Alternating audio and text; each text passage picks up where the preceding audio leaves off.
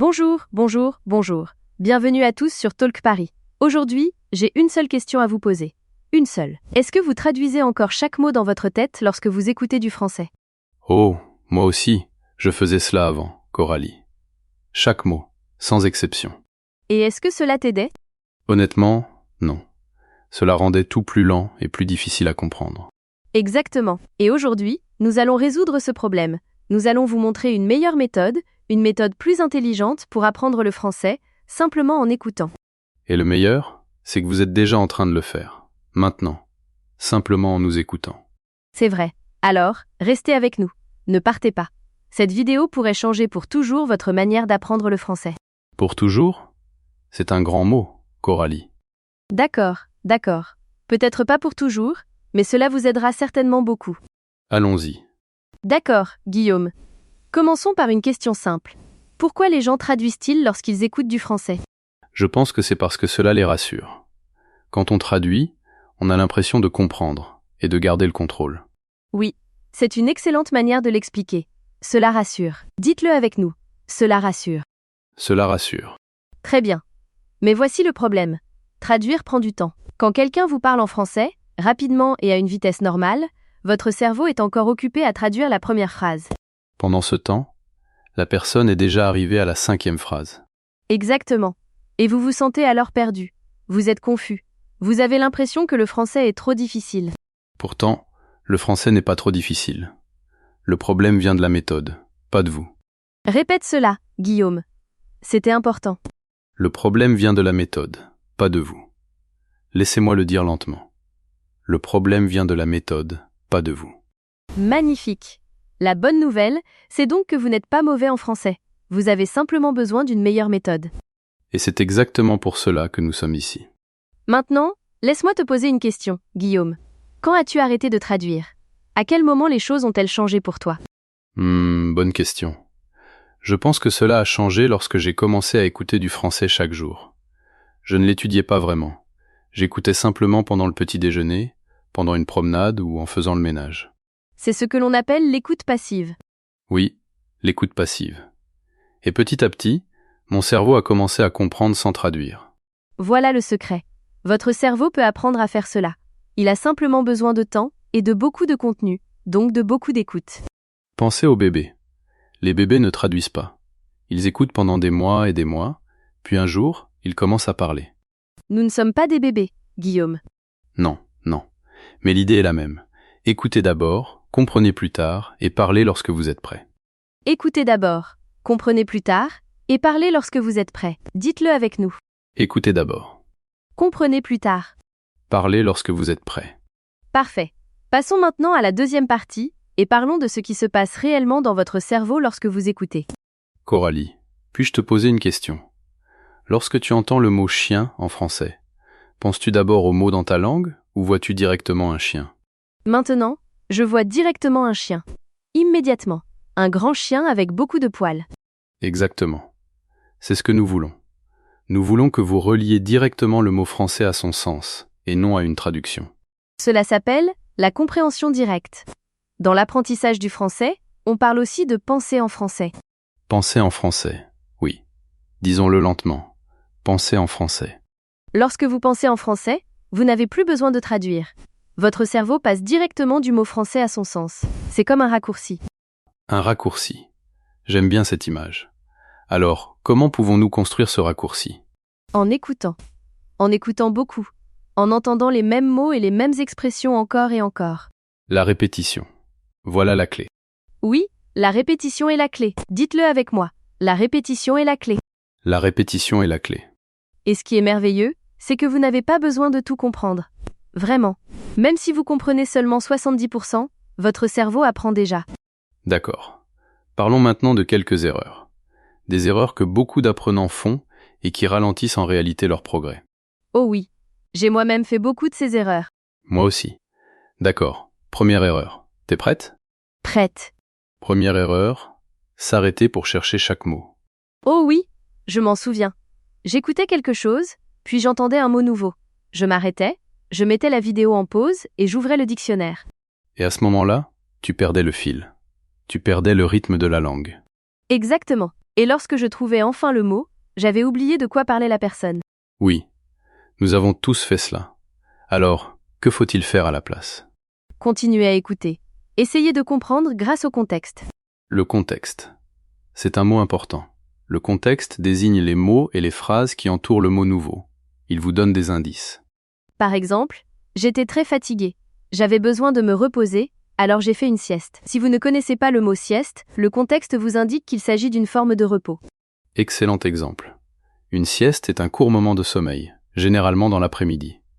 Mais vous avez déjà compris l'idée simplement grâce au contexte. Sans dictionnaire. Sans dictionnaire. Très bien. Deuxième erreur, écouter uniquement du contenu. Très difficile.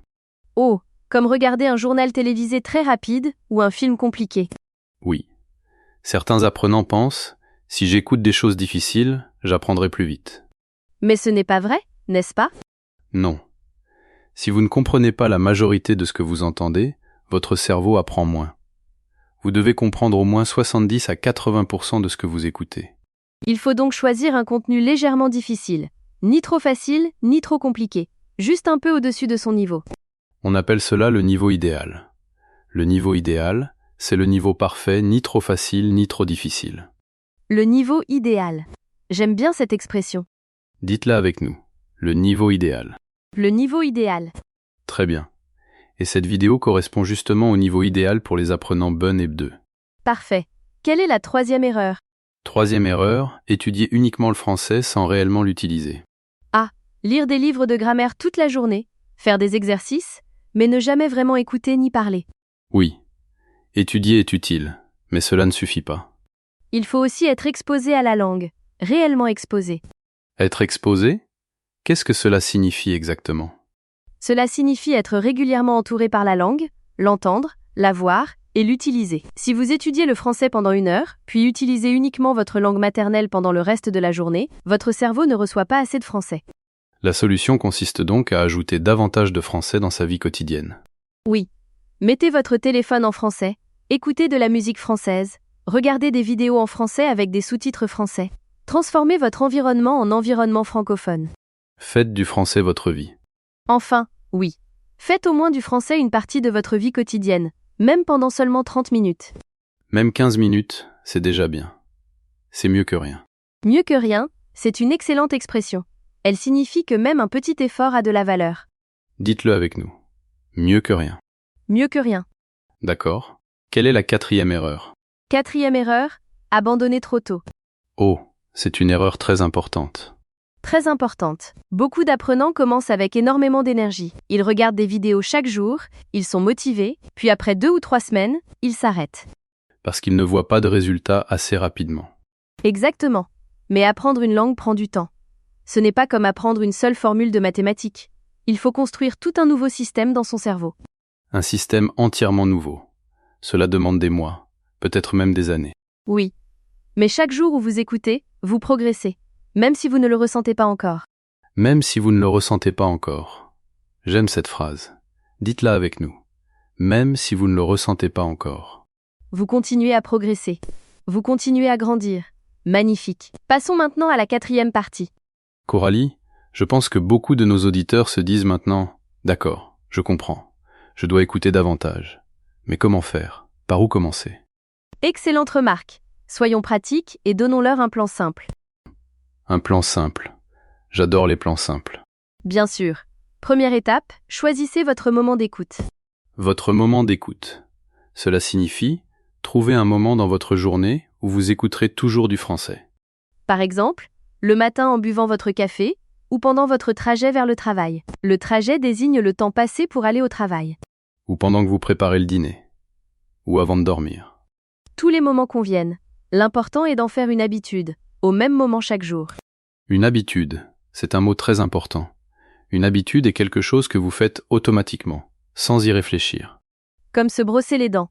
Vous ne vous demandez pas « Est-ce que je devrais me brosser les dents aujourd'hui ?» Vous le faites simplement. Enfin, je l'espère.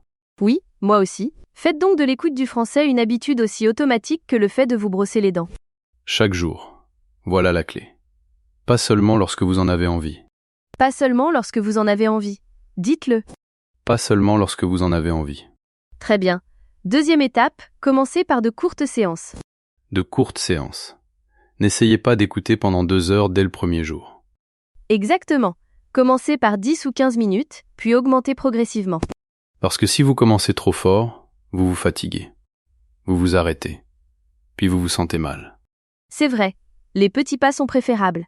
De petits pas chaque jour produisent de grands résultats. De petits pas chaque jour produisent de grands résultats. Je veux que tout le monde répète cette phrase. De petits pas chaque jour produisent de grands résultats. Magnifique. Troisième étape? Troisième étape, choisissez un contenu que vous aimez. Oh, c'est tellement important. Si vous vous ennuyez, votre cerveau absorbe moins d'informations. Absorber signifie recevoir et conserver, comme une éponge absorbe de l'eau. Votre cerveau ressemble donc à une éponge. Et si vous vous ennuyez, l'éponge reste sèche. C'est une excellente image.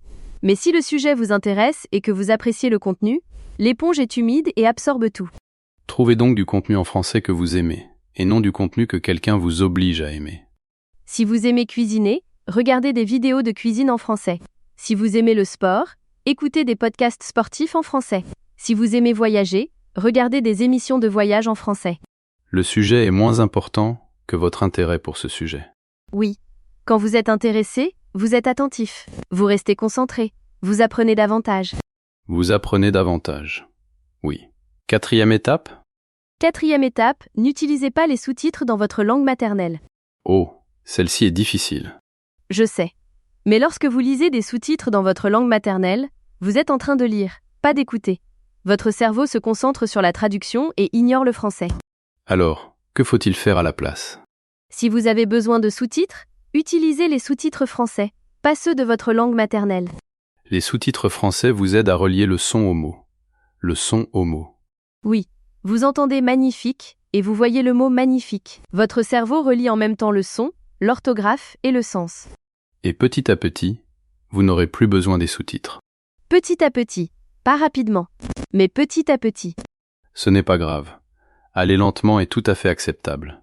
Souvenez-vous, de petits pas chaque jour produisent de grands résultats. Tu utilises notre phrase. Bien sûr. Je l'ai apprise grâce à toi. D'accord. Cinquième étape. La dernière étape pour construire cette habitude. De quoi s'agit-il? Faites une révision. Après avoir écouté, réfléchissez à ce que vous avez entendu. Qu'avez-vous compris? Qu'est-ce qui était nouveau? Y avait-il une expression que vous avez aimée? Donc, pas seulement une écoute passive, mais aussi un petit moment de réflexion active après l'écoute. Oui. Vous n'avez pas besoin d'écrire une dissertation. Réfléchissez simplement pendant 2 minutes ou écrivez une seule phrase en français à propos de ce que vous avez entendu. Une seule phrase. C'est facile. Tout le monde peut écrire une phrase. Une phrase suffit.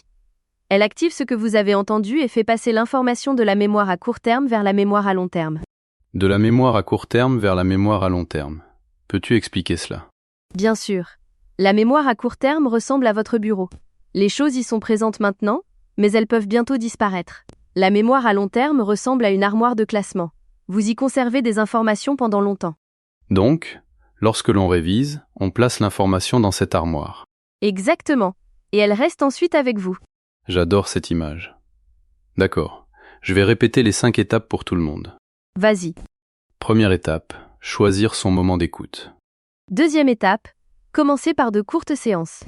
Troisième étape, choisir un contenu que l'on aime. Quatrième étape, utilisez des sous-titres français, pas ceux de sa langue maternelle. Et cinquième étape, réviser après l'écoute. Parfait. 5 étapes simples. Vous pouvez commencer aujourd'hui. Aujourd'hui. Pas demain. Aujourd'hui.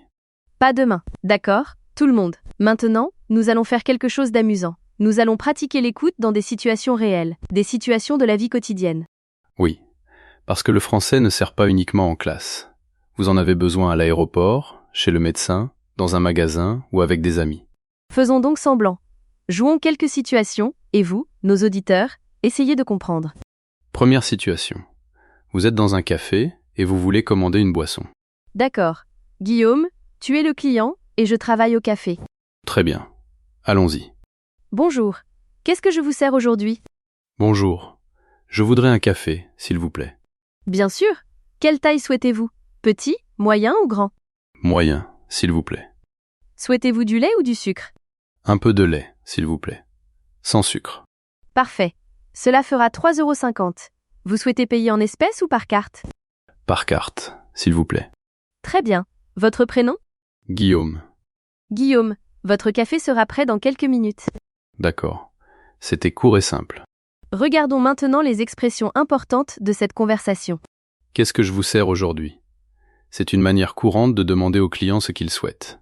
Je voudrais un café, s'il vous plaît. C'est une manière polie de commander. Un peu de lait, s'il vous plaît. C'est une expression très utile. Un peu de. Répétez-la. Un peu de. Très bien. Cela fera 3,50 €. Cela fera indique le prix à payer. Vous souhaitez payer en espèces ou par carte? C'est une question très courante dans les magasins et les restaurants. Magnifique. Faisons une autre situation. Deuxième situation. Vous demandez votre chemin. Vous êtes perdu dans une ville. D'accord. Je suis une personne du quartier et tu es une touriste. Excusez-moi. Désolé de vous déranger. Savez-vous où se trouve la gare? Oui, bien sûr. Continuez tout droit dans cette rue, puis tournez à gauche au feu. La gare se trouve à environ 5 minutes à pied. Excusez-moi. Je dois tourner à gauche au feu? Oui, c'est bien cela. Tournez à gauche. Vous verrez un grand panneau indiquant la gare. Merci beaucoup. C'est très gentil. Je vous en prie. Bonne journée. Bonne journée à vous aussi. Très bien. Regardons maintenant les expressions importantes. Excusez-moi. Désolé de vous déranger. C'est une manière polie de commencer à parler à une personne inconnue. Désolé de vous déranger. Disons-le lentement. Désolé de vous déranger. Savez-vous où se trouve la gare? Remarquez l'ordre des mots. On dit « Savez-vous où se trouve la gare ?» et non « Savez-vous où est-ce que se trouve la gare ?» C'est intéressant. La première phrase est donc plus naturelle. Exactement. Continuez tout droit dans cette rue. Tout droit signifie continuer dans la même direction sans tourner. À environ 5 minutes à pied. À pied signifie en marchant, et non en voiture ou en bus. À pied. J'aime bien cette expression. Et bonne journée est une formule très amicale pour prendre congé en français. Oui, nous aimons dire « bonne journée ». Cela fait plaisir aux gens. C'est vrai. Faisons encore une situation. Troisième situation. Vous rencontrez une nouvelle personne au travail pendant votre premier jour. D'accord. Je suis ton nouveau collègue. Un collègue est une personne avec laquelle on travaille. Très bien. Allons-y. Bonjour, vous devez être la nouvelle personne. Moi, c'est Guillaume. Enchanté. Bonjour Guillaume. Moi, c'est Coralie. Oui, c'est mon premier jour aujourd'hui. Pour être honnête, je suis un peu nerveuse. Ne vous inquiétez pas. Tout le monde est nerveux le premier jour. Vous allez vous plaire ici. L'équipe est vraiment sympathique. Oh, c'est rassurant. Merci. Où se trouve la cuisine? J'aimerais boire une tasse de thé. Bien sûr. Chaque chose en son temps. Commençons par le thé. Venez, je vais vous montrer. Commençons par le thé. J'adore cette phrase. Chaque chose en son temps est une expression française utile. Elle signifie que l'on commence par la chose la plus importante. Par exemple, avant de commencer à travailler, nous avons besoin de thé. Exactement. Regardons les expressions importantes de cette conversation. Vous devez être la nouvelle personne. Cette phrase exprime une supposition assez certaine. Pour être honnête, je suis un peu nerveuse. Pour être honnête est une expression que l'on utilise pour montrer que l'on dit sincèrement ce que l'on pense. Dites-la. Pour être honnête. Pour être honnête. Très bien. Vous allez vous plaire ici. C'est une façon naturelle de rassurer quelqu'un. Le français parlé utilise aussi beaucoup de contractions et de formes raccourcies à l'oral. Par exemple, je ne sais pas devient souvent je sais pas. Et tu as peut sonner comme t'as. Ces formes sont très courantes dans le français parlé, même si elles sont moins utilisées dans un contexte formel. Pour comprendre le français naturel, il est utile de les reconnaître lorsque vous les entendez. Excellent conseil. Coralie, j'aimerais raconter une histoire. L'histoire d'une personne qui a amélioré son français simplement en écoutant. J'adore les histoires. Vas-y. Imaginez un homme qui s'appelle Carlos. Il vit au Mexique. Il a étudié le français à l'école pendant plusieurs années. Il a appris la grammaire, du vocabulaire, et il a réussi ses examens de français. Jusqu'ici, tout semble aller très bien. Mais lorsqu'il essayait de parler avec de vrais francophones, il restait paralysé. Il n'arrivait pas à parler. Il ne comprenait presque rien. Il se sentait très mal. Ah, je connais cette sensation. Carlos a donc décidé d'essayer quelque chose de différent. Il a arrêté d'étudier uniquement la grammaire et il a commencé à écouter. Chaque jour, pendant 1 heure, il écoutait des podcasts en français. Des podcasts simples, comme celui-ci. Des contenus simples. C'était un bon choix. Après 1 mois, il a remarqué quelque chose. Il comprenait davantage. Pas tout, mais davantage. C'était déjà un progrès. Après 3 mois, il pouvait suivre des conversations. Il comprenait les idées principales. Il ne se sentait plus complètement perdu. 3 mois? C'est rapide. Après 6 mois, il a commencé à parler. Pas parfaitement, mais clairement. Les autres le comprenaient. Il pouvait avoir de vraies conversations. 6 mois? Simplement grâce à une écoute quotidienne? Simplement grâce à l'écoute. Et selon lui, la clé était la régularité. La régularité signifie faire quelque chose souvent, chaque jour, sans s'arrêter. Régularité. Régularité. Dites-le avec moi. Régularité. Magnifique. Et l'histoire de Carlos n'est pas exceptionnelle. Beaucoup de personnes vivent la même expérience. Elles écoutent régulièrement et leur français se transforme. Se transforme signifie changer profondément, comme une chenille qui devient un papillon. C'est une belle image, Coralie. Merci. Mais c'est vrai, une écoute régulière transforme votre français. Votre cerveau se transforme lui aussi. Et vous savez ce qui est intéressant? Vous n'avez pas besoin de vivre dans un pays francophone. Carlos vivait au Mexique. Vous pouvez apprendre n'importe où, ici et maintenant, grâce à des vidéos comme celle-ci. N'importe où. Dans votre cuisine, dans votre voiture, dans le bus, vraiment n'importe où. N'importe où, et à n'importe quel moment, à condition d'être régulier. Et si vous appréciez cette vidéo, si vous sentez qu'elle vous aide, pensez à l'aimer. Cela aide réellement Talk Paris à toucher davantage d'apprenants dans le monde. Et abonnez-vous si ce n'est pas encore fait. Nous créons chaque semaine des vidéos comme celle-ci, spécialement pour vous. Oui, pour vous. Et dites-nous dans les commentaires depuis combien de temps vous apprenez le français. Nous aimerions beaucoup le savoir. Nous aimerions vraiment le savoir. D'accord, continuons. Cette partie est très importante. Nous allons vous donner quelques expressions françaises essentielles, des expressions que vous pouvez utiliser chaque jour dans la vie réelle. Nous dirons chaque expression, puis nous l'expliquerons. Ensuite, nous la répéterons lentement et vous la répéterez après nous. Vous êtes prêts? Allons-y. Première expression, qu'est-ce que vous voulez dire? Qu'est-ce que vous voulez dire? Vous utilisez cette phrase lorsque vous ne comprenez pas ce que quelqu'un vient de dire et que vous souhaitez obtenir une explication. Par exemple, quelqu'un dit « La réunion a été reportée ». Vous ne comprenez pas. Vous demandez « Qu'est-ce que vous voulez dire ?» C'est simple et poli. Dites-la lentement. Qu'est-ce que vous voulez dire? Très bien. Deuxième expression, pourriez-vous répéter « s'il vous plaît » ? Cette expression est parfaite lorsqu'une personne parle trop vite ou lorsque vous n'avez pas entendu quelque chose. C'est poli et clair. Les francophones l'utilisent très souvent. Même les francophones demandent parfois de répéter. Il n'y a aucune raison d'avoir honte. Dites-la. Pourriez-vous répéter « s'il vous plaît » ? Magnifique. Troisième expression, je ne suis pas sûre, mais je pense que. Cette expression est utile lorsque vous n'êtes pas certain à 100%. Elle montre que vous êtes honnête. Par exemple, je ne suis pas sûre, mais je pense que le bureau ferme à 18h. Vous donnez une information, mais vous restez prudent. Dites-la lentement. Je ne suis pas sûre, mais je pense que. Je ne suis pas sûr, mais je pense que... Quatrième expression. C'est logique. Vous utilisez cette expression lorsque vous comprenez enfin quelque chose, ou lorsqu'une explication vous paraît cohérente. Par exemple, quelqu'un vous explique pourquoi il est en retard, et vous répondez « Ah, c'est logique ». C'est une expression très courante dans les conversations françaises. C'est logique. C'est logique. Cinquième expression. Laissez-moi y réfléchir. Cette phrase est très utile lorsque quelqu'un vous pose une question et que vous avez besoin d'un moment. Ou lorsque quelqu'un vous invite quelque part et que vous n'êtes pas encore certain. Tu veux venir à la fête? Laisse-moi y réfléchir. Une situation classique. Dites-la. Laissez-moi y réfléchir. Sixième expression. Cela dépend. On utilise cette expression lorsque la réponse change selon la situation. Par exemple.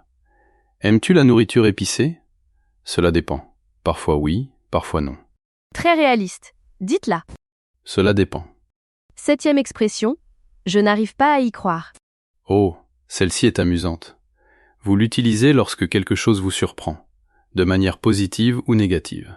J'ai obtenu le poste. Je n'arrive pas à y croire. Ou il pleut encore. Je n'arrive pas à y croire. Les deux fonctionnent. Dites-la. Je n'arrive pas à y croire. Huitième expression. Au fait. Au fait permet d'introduire un nouveau sujet ou une chose que vous aviez presque oublié de dire. Par exemple, au fait, saviez-vous que cette vidéo possède des sous-titres français? Vous pouvez les activer dans les paramètres. Très habile, Coralie. Très habile. Merci. Dites-la. Au fait. Neuvième expression. Dès que possible.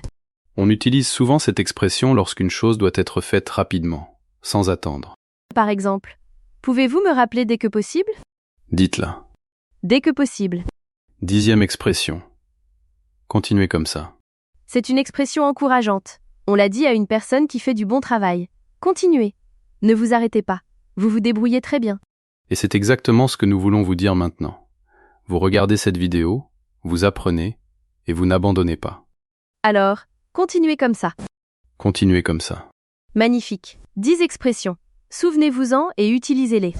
Coralie, j'aimerais parler d'un sujet qui crée beaucoup de confusion chez les apprenants. De quoi s'agit-il? De la différence entre étudier le français et écouter du français. Certaines personnes pensent qu'il s'agit de la même chose. Pourtant, ce sont deux activités très différentes.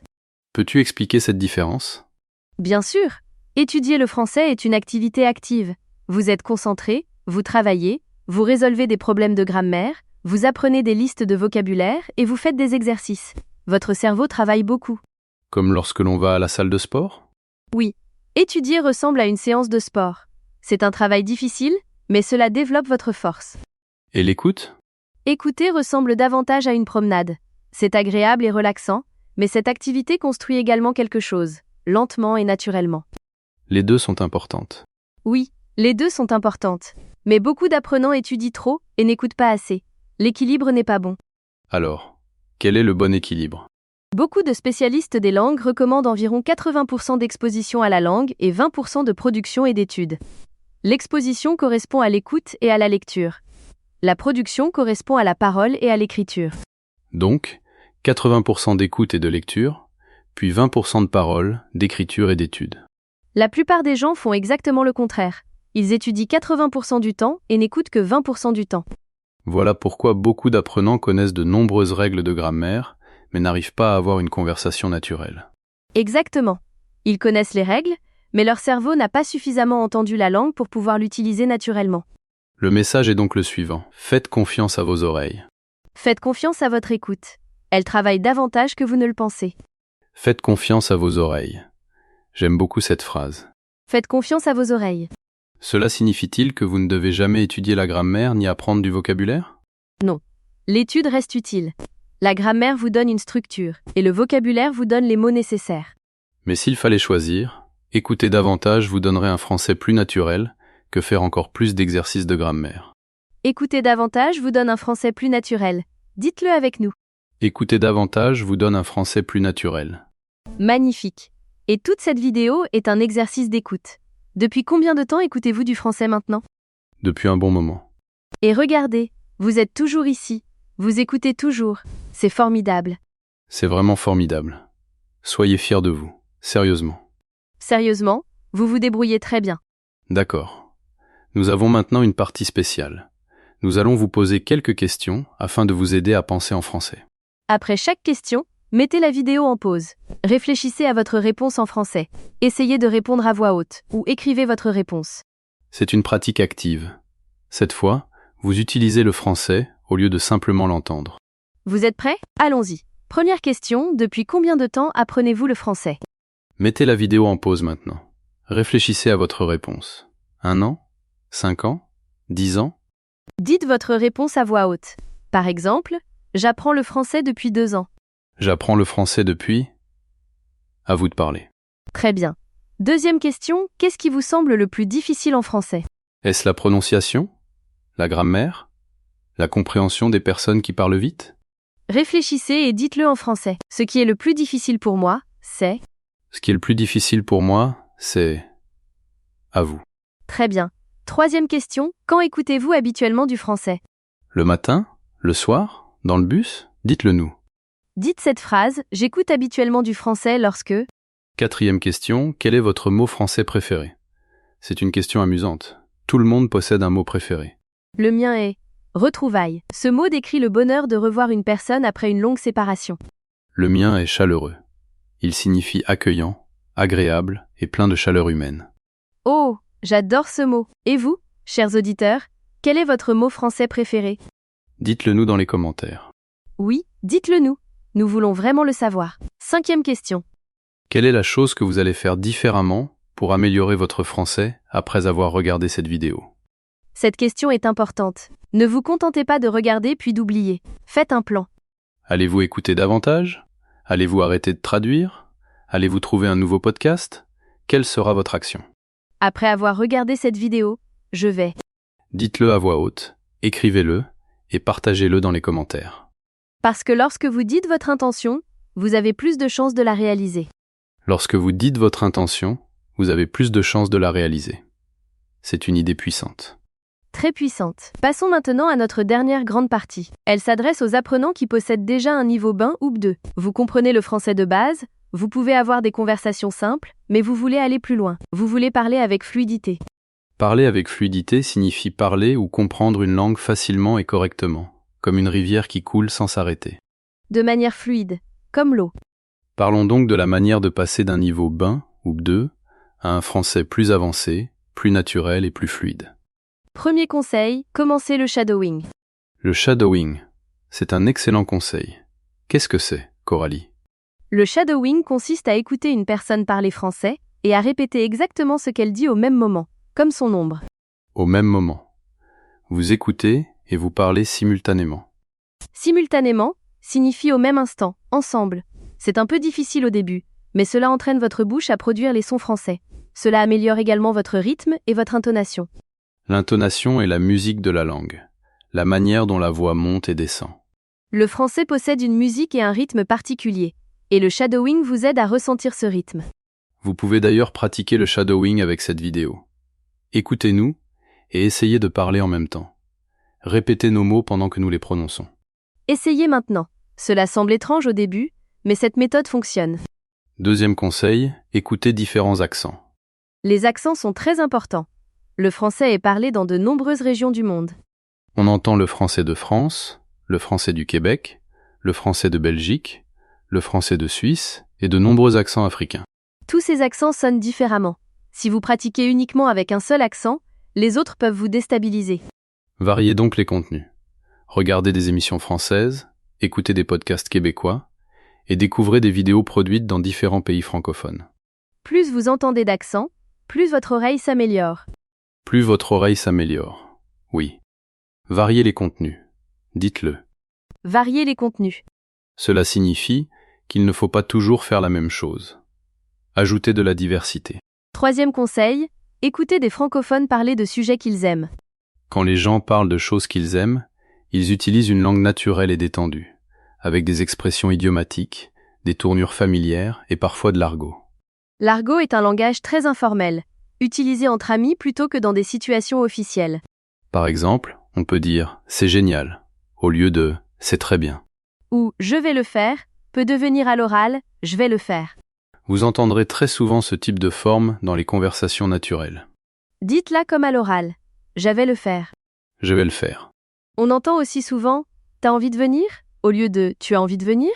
T'as envie de venir? Dites-le. T'as envie de venir? Cela sonne très naturel. Voilà l'objectif, parler naturellement, pas seulement correctement. Quatrième conseil, tenez un journal d'écoute. Un journal d'écoute? Qu'est-ce que c'est? C'est un cahier ou une note sur votre téléphone dans laquelle vous écrivez les éléments intéressants que vous entendez en français. Une nouvelle expression? Une tournure amusante? Ou une phrase que vous aimez? Écrivez-la. Ajoutez une explication simple, puis essayez de l'utiliser vous-même pendant les jours suivants. Utilisez-la, car c'est ainsi qu'elle passe d'une expression que vous avez entendue à une expression que vous connaissez réellement. D'une expression entendue à une expression connue. J'aime bien cette idée. Cinquième conseil, ne cherchez pas la perfection, cherchez l'authenticité. L'authenticité, pas la perfection. Un français parfait n'existe pas. Même les francophones font des erreurs. Même les francophones disent « enfin » ou « je veux dire ». Ils hésitent, se répètent et changent parfois leurs phrases pendant qu'ils parlent. Et ce n'est pas grave. C'est naturel. C'est humain. N'attendez donc pas que votre français soit parfait pour parler. Parlez maintenant avec le français que vous connaissez déjà.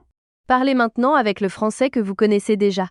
Parlez maintenant avec le français que vous connaissez déjà. Parlez maintenant avec le français que vous connaissez déjà. Et chaque fois que vous parlez, vous progressez. À chaque fois. À chaque fois. D'accord, tout le monde. Nous arrivons presque à la fin de notre vidéo. Mais avant de partir, faisons un dernier résumé. Un résumé rapide de tout ce que nous avons expliqué. Premièrement, arrêtez de traduire. Reliez directement le français à son sens. Deuxièmement, Écoutez chaque jour. Construisez une habitude. De petits pas chaque jour produisent de grands résultats. Troisièmement, choisissez du contenu légèrement au-dessus de votre niveau. Le niveau idéal.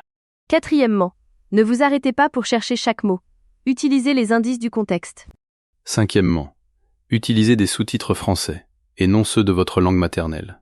Sixièmement, faites une courte révision après l'écoute. Écrivez une phrase. Souvenez-vous du passage de la mémoire à court terme vers la mémoire à long terme. Septièmement, essayez le shadowing. Répétez ce que vous entendez au même moment. Huitièmement, écoutez différents accents. Variez les contenus. Neuvièmement, tenez un journal d'écoute et collectionnez les expressions que vous aimez. Et dixièmement, ne cherchez pas la perfection. Cherchez l'authenticité. Parlez maintenant avec le français que vous connaissez déjà. Voilà, tout le monde. Vous êtes arrivé jusqu'à la fin de la vidéo. Vous avez écouté du français pendant presque 40 minutes.